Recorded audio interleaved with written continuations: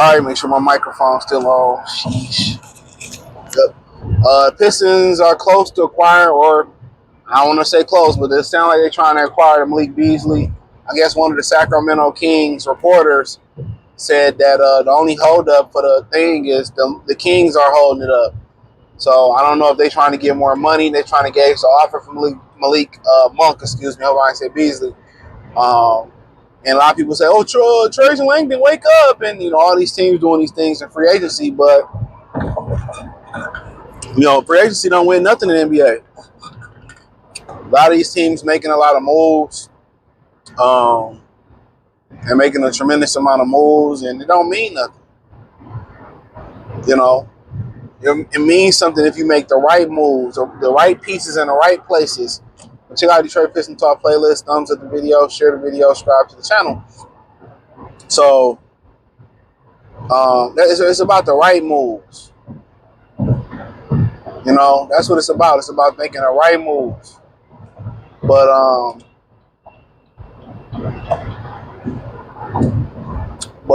like Malik Monk.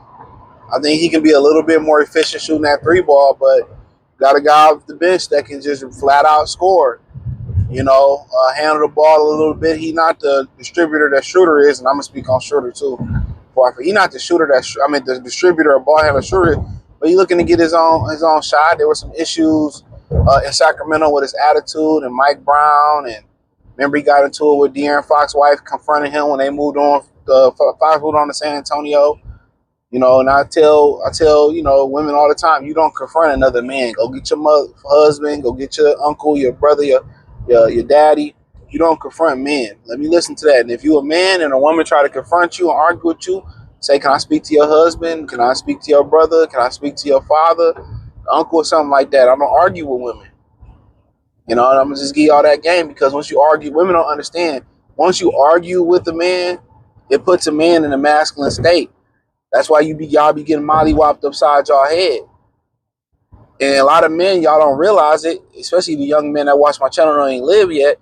Once somebody puts you in that masculine defensive state, they start yelling and screaming and starting to get physical with you and make physical gestures. You must understand that your natural primal instincts take over as a protector. And, and that's the problem. Sometimes you can't help being a man. It's like you see a nice looking woman. You might have a nice looking woman, but part of being a man is you want to take down another woman. So you have to learn discipline, and expecting to have a lot of these young brothers that had discipline at 18, 20, 25 years old, when that testosterone is at its pinnacle. You know what I'm saying? Like, they don't put it to you like that, but you don't argue with women. You don't argue with women. It's nothing good gonna come of it. So remember that. So I did a video on the Free Game 89 channel about a few months ago.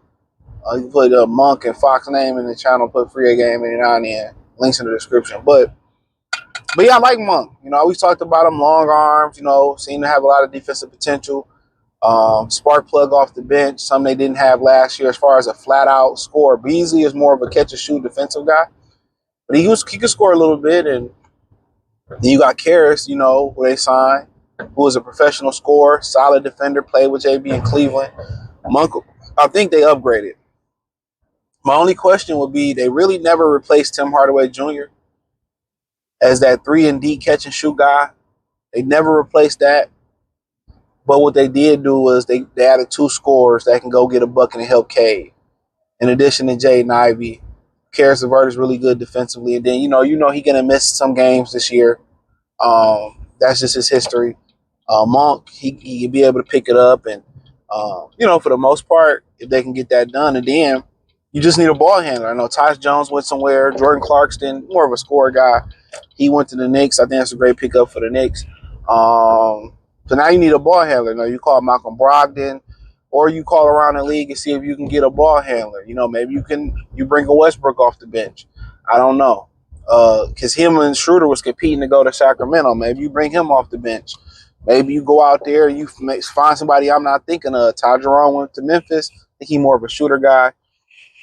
Um, but yeah, go out there and find somebody that can handle and distribute the ball. That I think that'll be the number one thing about it. After they do that, they bring back Paul Reed. I was liking them. Find a guy like Olynyk or finding a guy like Brook Lopez. I mean, I guess they're gonna rock with Paul Reed, and we'll see what happens. In addition to Paul Reed, I think that'll pretty much be about it. Monk, Levert, Stu off the bench. Who am I missing? Ron Hollins. And like I said, if they pick up Bobo, that'd be icing on the cake. But yeah, it's gonna be interesting.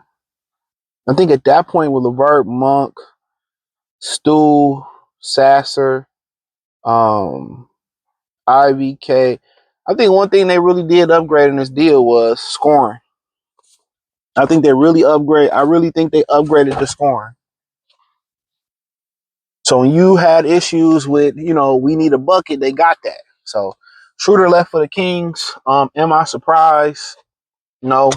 He had an opportunity to start in Sacramento. He had an opportunity to start, and that made sense. It was him or Russ. He went 2 years, $11 million. So what, 5.5? Average out 5.5. Shout out to him. Detroit's not waiting on me, and I don't seem like no real money. Seemed like he could have came back, but they already knew. You talking to Sacramento, you could start out there. Bye. People may say they could have did a sign and trade or something like that. So it could have, but yeah, bye. So he should want to go start in this league. He is, not be a backup. And while we waiting on you, and you working with Sacramento, and you about to start out there, so you ain't gonna start here. So shout out to you. So Schröder was a nice little pickup, and I was hoping they may pick up Bruce Brown. I like Bruce Brown. I was in the very minority who liked Bruce Brown. He went back to Denver, and they made a move with Michael Porter Jr. and Cam Johnson, which was crazy to me, is because Cam Johnson don't stay healthy either. You know what I'm saying? That motherfucker always hurt too. So I like them bringing back, bro. I thought we could have bring in Bruce. You know what I'm saying? Remember he went on a podcast a couple years ago, say he got traded because he didn't go to a voluntary workout. So Troy Weaver got traded. And that would be funny. They'd be like, "Oh, it's voluntary." But then if you don't do something at work or in those situations, then it's it was how can I say it? They use it against you. That's when they ask you to work overtime. You be like, "No, I don't want to." They hold it against you. So, it is what it is, man. Check out Detroit Pistons Talk playlist. Thumbs up the video, share the video, subscribe to the channel. That subscribe button is the bell icon button. Check out Detroit Pistons Talk playlist for more videos like this. Hit that link tree, the first link in the description. Follow me on X, Instagram, Facebook, Free Game 89 channel, my main channel. All that's in the description. Peace.